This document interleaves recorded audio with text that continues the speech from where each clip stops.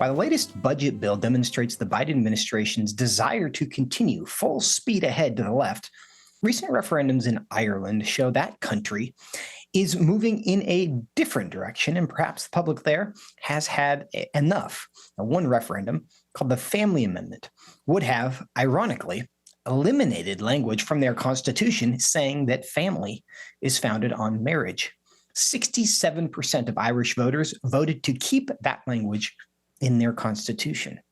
The second referendum, known as the Care Amendment, sought to remove language stating that, quote, by her life within the home, woman gives to the state a support without which the common good cannot be achieved, end quote.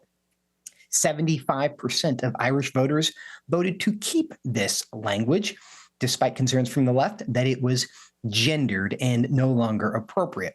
Now, what does it all mean? Is there anything we can learn about the mood of the U.S. based on these decisions in Ireland? Joining me now from Ireland to break it all down is Sam McCarthy. He's a news writer at the Washington Stand. Sam, good to see you today.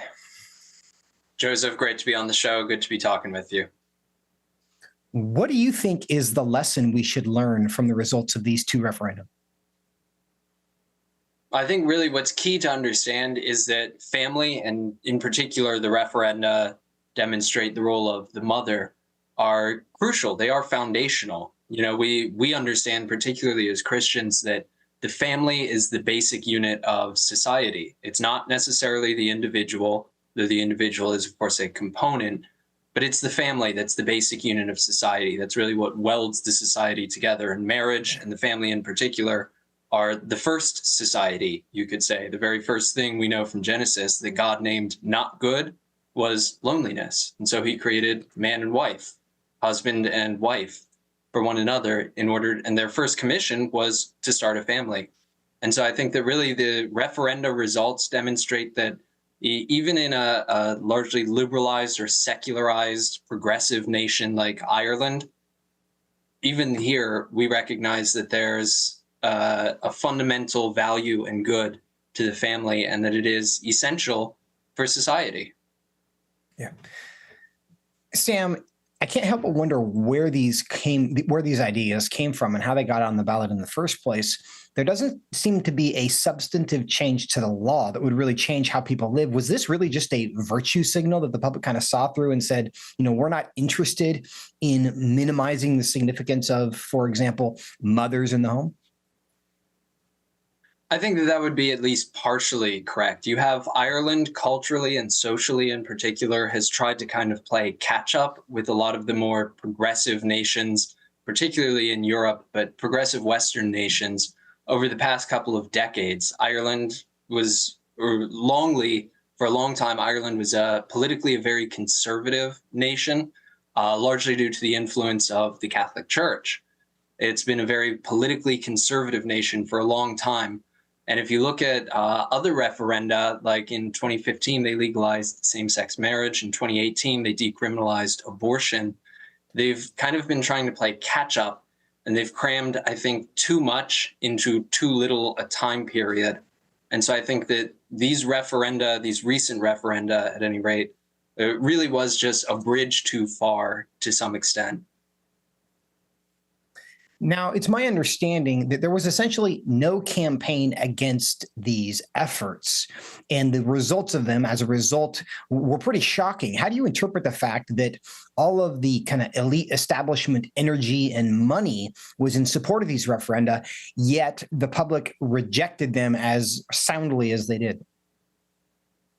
Yeah, you really had no organized campaign for a no vote necessarily. You had some of the independent and minor parties, like the Irish Freedom Party, for example, campaigning for a no vote. And you had some independent individuals like Senator Michael McDowell, who were campaigning for a no vote.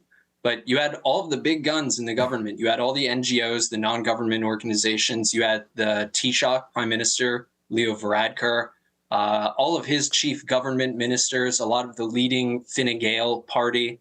You had all of them campaigning for yes votes. And so I think really it's, as I noted, it's kind of a resounding rejection of the progressive liberal agenda that's been pushed a little bit too far and too fast in Ireland. Now, Sam, you mentioned there Taoiseach Varadkar, who we would refer to as maybe the prime minister. He has subsequently resigned. How relevant is that? And notably, he is the first openly gay Taoiseach in Ireland. How relevant is the results from these ballot measures to his resignation? I don't think that it's any accident that his resignation follows essentially 2 weeks after the referenda results. These were seen as a strong rebuke against the reigning government coalition, which is right now headed by Varadkar's party, Fine Gael. And it's been seen also as sort of a personal slap in the face almost to Varadkar, who kind of spearheaded these referenda, these constitutional amendment propositions, and heavily campaigned for them. We've also seen calls for the resignation of other individuals like the children's minister, Roderick O'Gorman, who's also openly gay. You now have a number of the top cabinet ministers in Ireland are openly gay. They all promote the LGBT agenda, which, as we know, is anti-family. And so you've seen it as kind of a rebuke against them and their agenda. I don't think that it's any accident at all that his resignation followed so closely behind the referenda results. Well, Sam, I'm curious to see if this is just a general global movement against kind of what the elites are looking for by the general public. We're going to have a chance to measure that in this side of the pond soon. But Sam McCarthy, thank you so much for your time today.